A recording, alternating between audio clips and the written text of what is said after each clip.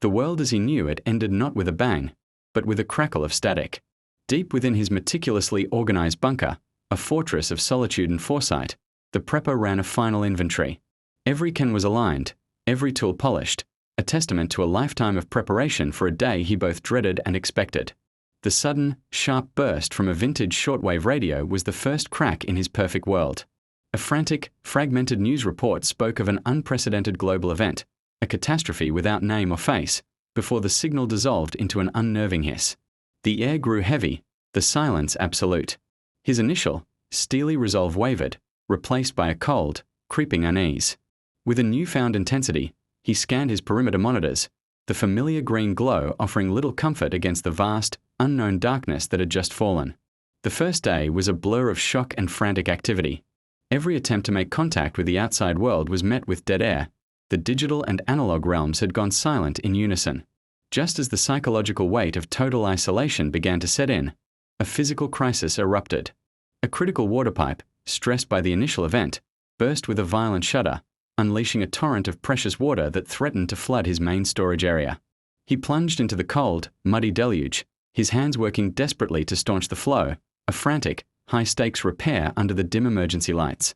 The following day brought a new kind of dread. While taking stock, a sickening realization hit him. His last box of water purification tablets, his most reliable failsafe, had been compromised by the leak, turning the life-saving chemical into a useless, chalky paste.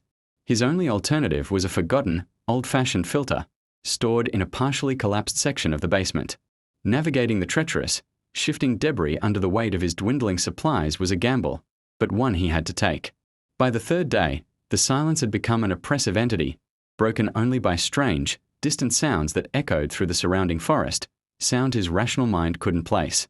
He fought back against the creeping paranoia, the immense weight of solitude, by focusing on a tangible task, meticulously reinforcing a weak point in the bunker's ventilation system, his mind a battlefield between discipline and fear. Day 4 arrived with a new, terrifying rhythm, a faint, rhythmic thumping against his reinforced door. Heart pounding, he peered through the periscope. In the hazy distance, partially obscured by the strangely altered landscape, he saw them. Shadowy figures, moving with an erratic, unnatural gait. They were not human, not anymore. The sight sent a chill down his spine that had nothing to do with the bunker's cool air. By the 5th day, he knew he couldn't remain blind.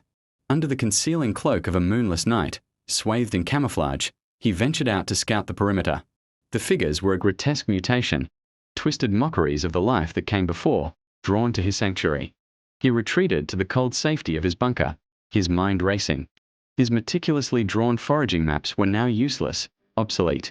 He spent the rest of the night redrawing his defenses, his hands expertly crafting crude but effective booby traps from scavenged materials, adapting his strategy to face a threat he had never anticipated. The apex of the threat came on the 6th day. A high-pitched alarm shrieked through the bunker, signaling a breach of his newly set outer perimeter. One of the creatures was close, too close. His hands, though shaking, moved with purpose as he armed himself and strategically positioned defenses within the bunker's main chamber.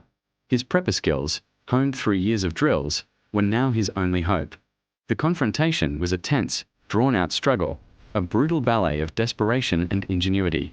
He used his knowledge of the bunker's layout and his improvised tools to repel the intruder, a chaotic fight that left him battered but victorious. On the 7th day, exhausted and bleeding, he secured the breached perimeter once more. Staring out at the damage, he knew this was not the end. It was just the first wave.